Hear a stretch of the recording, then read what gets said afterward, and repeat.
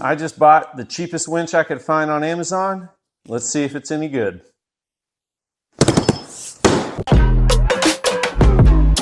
Money worm. If you're new here, I have done a lot of winch videos, or at least it feels like a lot of winch videos. I did one a little bit ago that was loading like a pro, where I took a Harbor Freight winch, put it on this plate here, and then installed a receiver hitch on the trailer so that I could easily hook up and disengage the winch on the trailer. That helps me get all those dead vehicles up on the trailer, all the things when I break out on the trail. And so really it was going to be a super helpful thing to do. But after that, I'm always on a tight budget and I needed a winch for the Krusty Commando project. So this winch was laying around. I stole it, installed it on that Jeep. So if you haven't, check out both of those videos. And now it left me with the dilemma of needing a new winch for the trailer. I didn't want to spend a bunch of money. I was hopeful for a synthetic winch line. I wanted at least 9,500 pounds and I wanted as cheap as possible. So this is what I ended up with.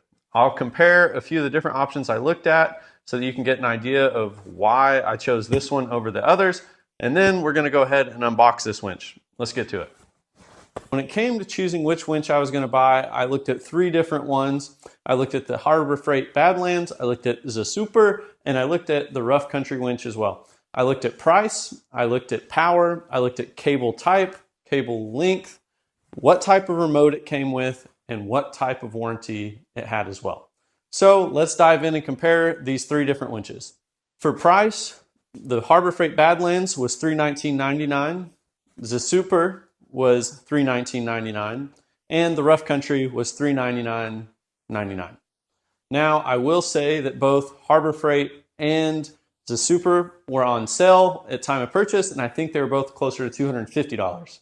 When it came to motor, the Harbor Freight has a series wound motor, the ZESUPER has a 5.5 horsepower motor, and the Rough Country has a 5.5 horsepower motor as well. They're all 9,500 pound strength winches.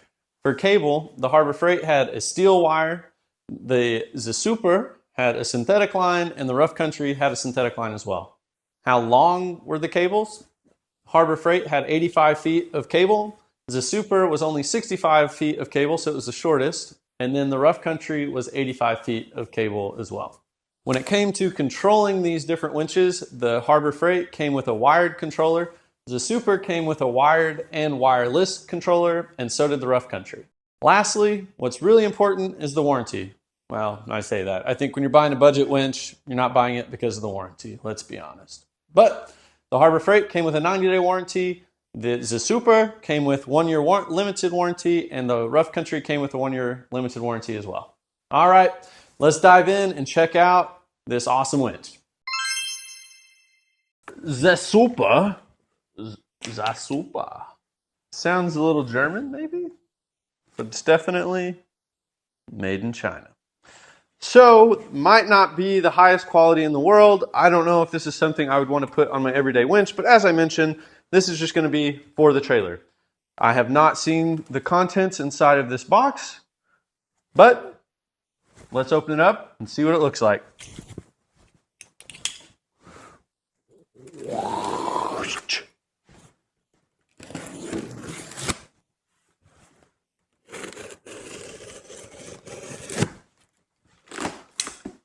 Oh yeah.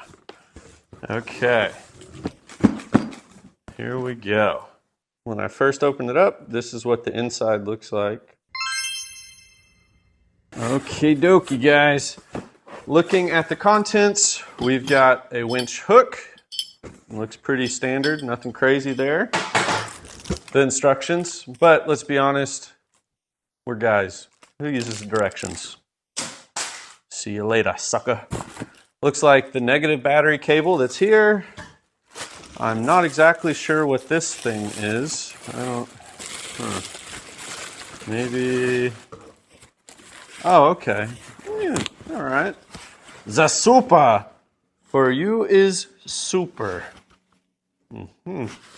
So this will be a winch cover. That's actually kind of nice to come with that, I suppose. Got a nice neon orange tug thing for the cable. The mounting bolts to get the winch mounted. Now let's see what it looks like below. it looks pretty standard. Let's see here. We got the winch itself. Oh, big old boy. Slide that out of the way. So we got the winch itself. Came with synthetic line. It's all wrapped up. Looks pretty standard. Nothing, you know, real crazy, but orange synthetic line. Got all the terminal posts here. Be pretty straightforward. And there we go. ZESUPER. And then we've got the control box. More ZESUPER. And I don't know, looks like there could be a little bit of quality control. Looks like some stuff stuck here on the plastic. The plugs all kinds of warped to cover up this module. But then we do have the cables. So what's nice with this is it does look like they're all color coordinated. So yellow, hang on, let me get the box out of the way. But we've got this. And then we've got ZESUPER winch fair lead here. Aluminum, looks pretty nice as well. All right, let's dive into getting this thing hooked up.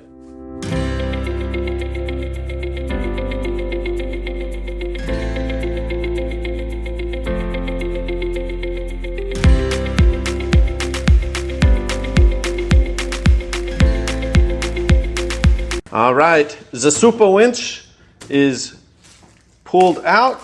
Now let's go ahead and get this thing all hooked up and installed. So first step, we're going to get the winch, put on the winch plate.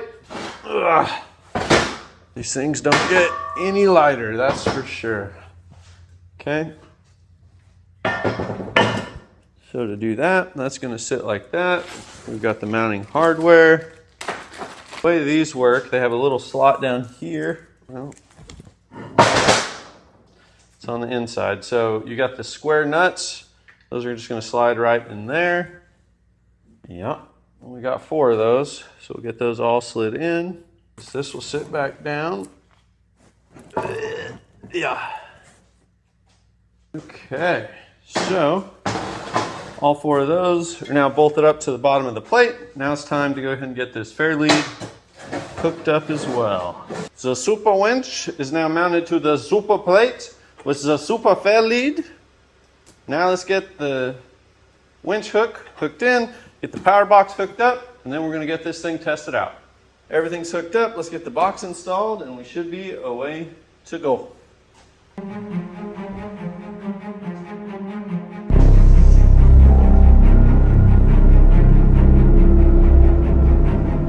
I know this isn't a trailer, it's just the Krusty Commando.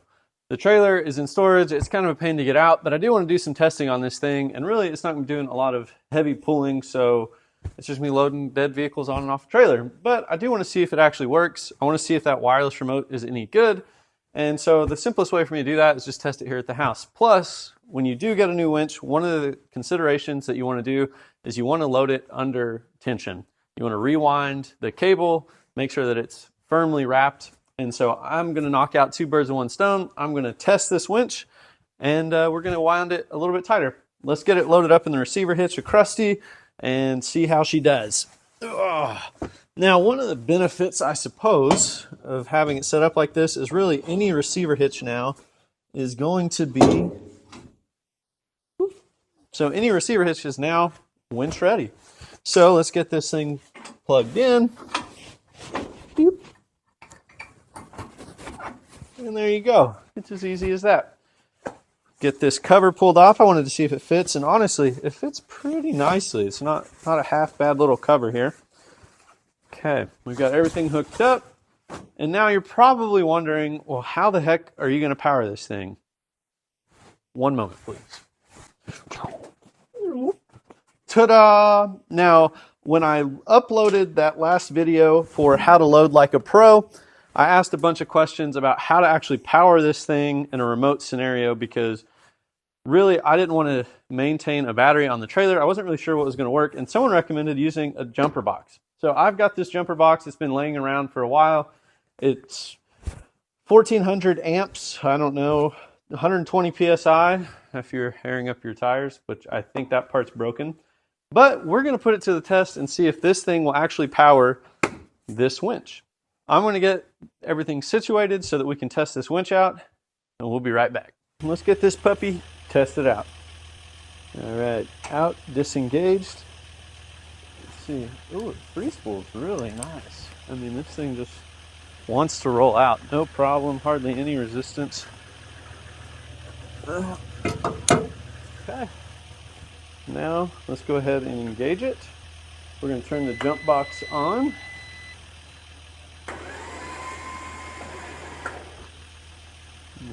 Well, hold on, guys. It's looking like something's up with the truck. It's not wanting to go in neutral. These newfangled things are weird like that. So what I'm going to do is switch places with the truck and the Jeep and see if that'll work better.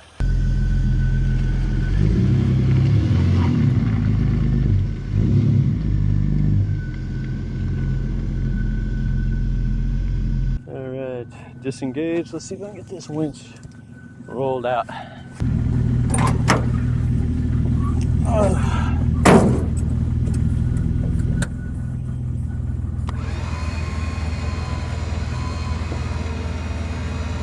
Now I will say this is pretty slow. However, I don't know if it's because I'm using a jump box instead of a battery, but it is moving,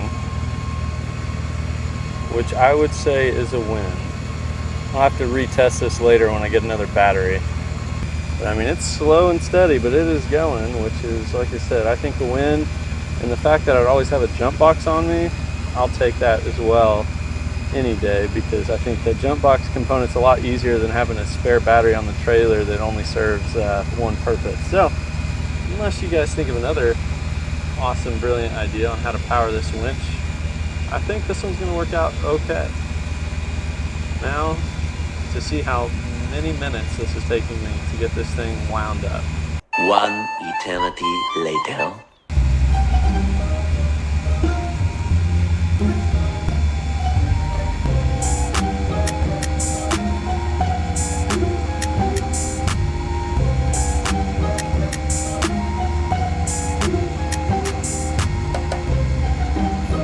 A few moments later.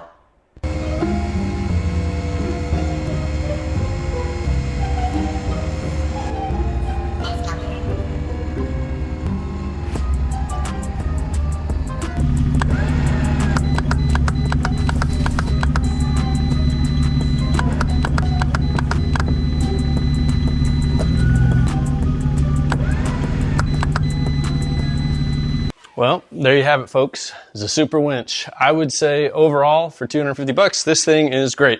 The synthetic line, the wired and wireless remotes. The wireless remote works really nicely.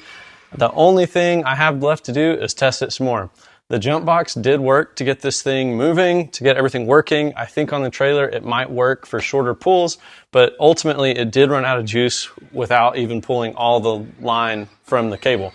So I don't know if that's really gonna be my long-term solution. If you guys have ideas on how to power this as a portable unit, please leave some comments below. And until next time, guys, this is Foregone Trails. Money worm.